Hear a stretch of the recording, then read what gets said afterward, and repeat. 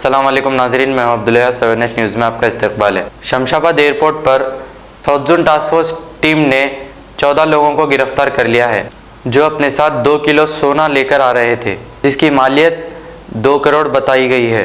आइए देखते हैं ये रिपोर्ट।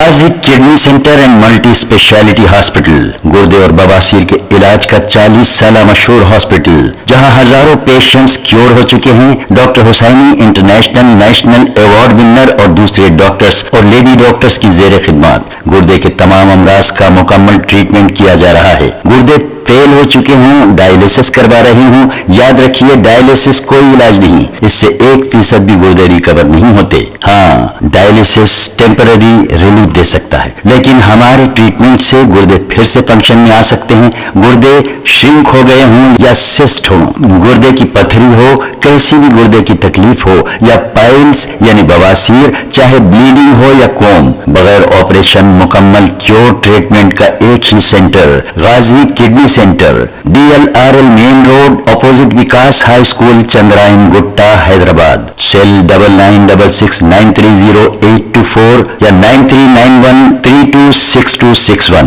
अब करेंगे आपको अपडेट, तो लाइक कीजिए, शेयर कीजिए, चर्चा करना ना भूले। चैनल न्यूज़ आपकी आवाज़।